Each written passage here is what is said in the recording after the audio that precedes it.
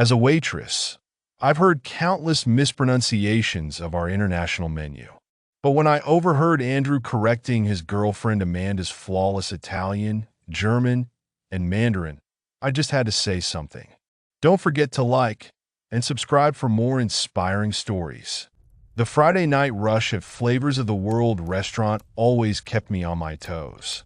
As a waitress, I loved the hustle and bustle, the clinking of glasses, and the hum of conversation.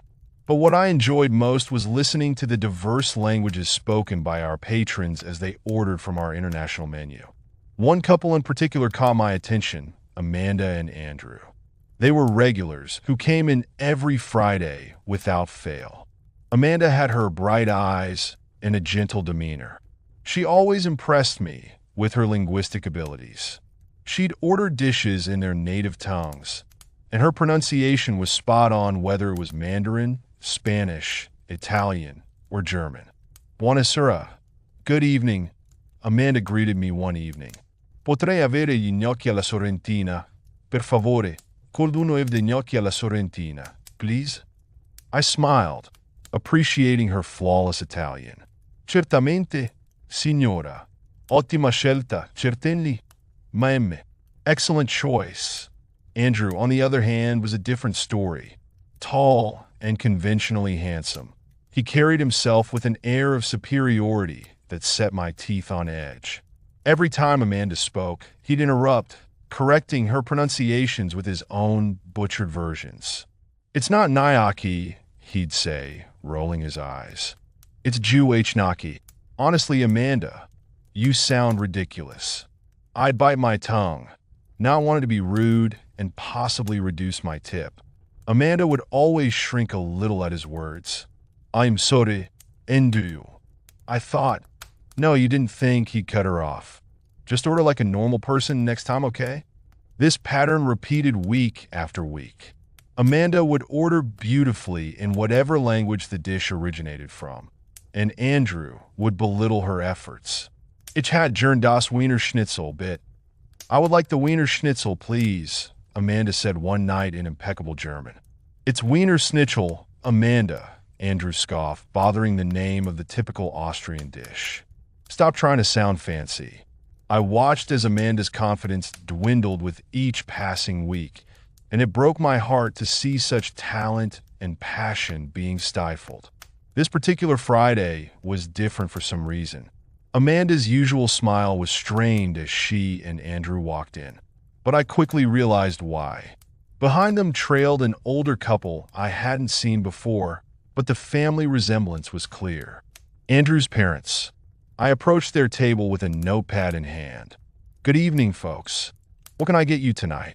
Amanda glanced at the menu, then at Andrew, before speaking softly. I'll have the faux GA, please. It's faux GUH, Amanda. God, do you have to be so pretentious all the time? Amanda's cheeks flushed. I'm sorry, I just don't mind her, Andrew cut in, addressing his parents. She thinks she's so smart, always showing off. His mother tooted sympathetically. Oh, sweetie, she said to Amanda. Are you always such a bragger? Can't you speak normally? I gripped my pen tighter and felt my knuckles widening. Amanda looked like she wanted to disappear. Andrew leaned into her ear, but whispered loud enough for me to hear. Stop shaming me. Talk like a normal person. When tears welled in Amanda's eyes, I knew I couldn't stand by any longer. Nin hao hello, I said, addressing Andrew in Mandarin. Chingbuyao rusi kulada dudai nindapengia. Please do not treat your girlfriend so rudely. Andrew's jaw dropped. Amanda's head snapped up, surprise replacing the hurt in her eyes. Shishini, thank you, Amanda replied, her Mandarin flowing smoothly. Je dois wa I zhongda. This means a lot to me. Andrew and his parents exchanged bewildered glances. What's going on, he demanded. What are you saying? Oh, I was just asking you not to treat your girlfriend so rudely. And Amanda was thanking me, saying it means a lot to her. I answered sweetly. I don't believe you, he accused me. You're making that up. You're insulting us. Son, his father interjected.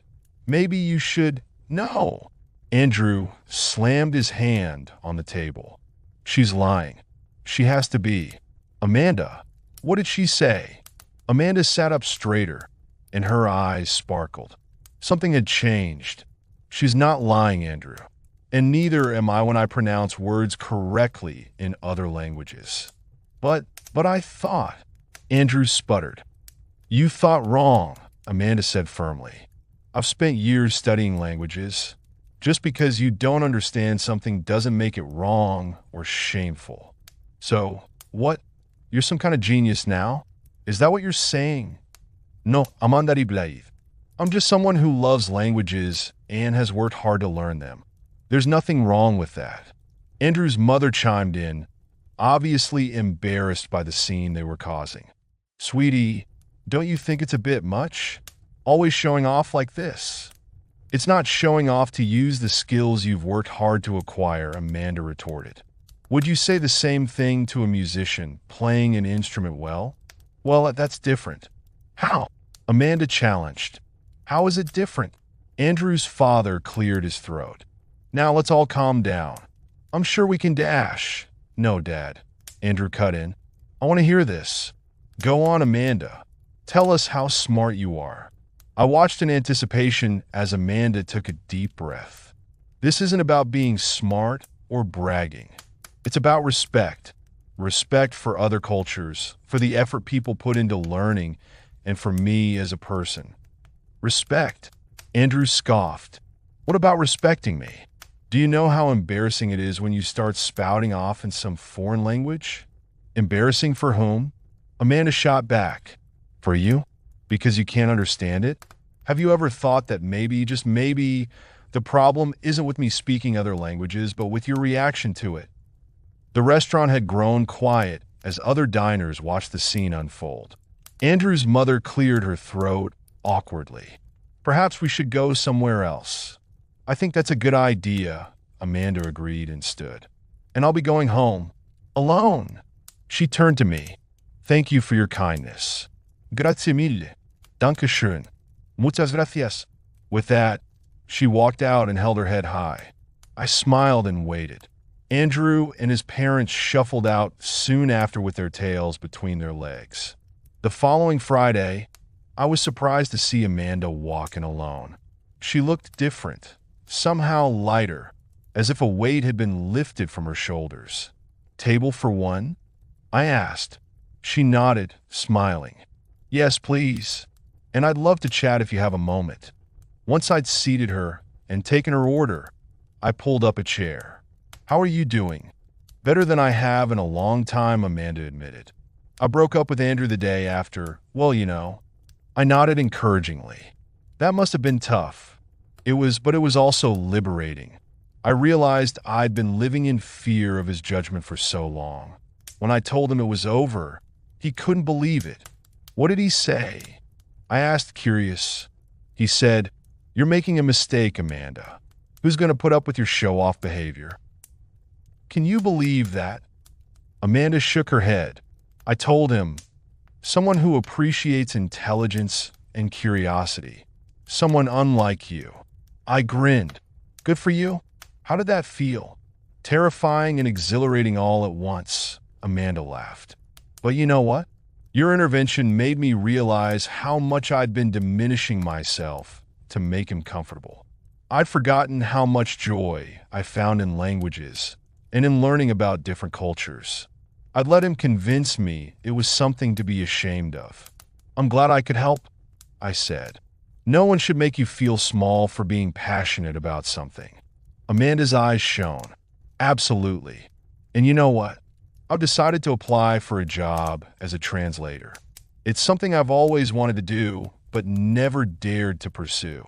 That's fantastic, I exclaimed. Where are you applying?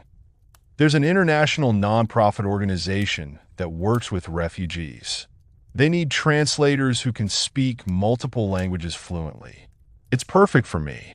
As we continued talking, switching between languages with ease, I marveled at the change in Amanda.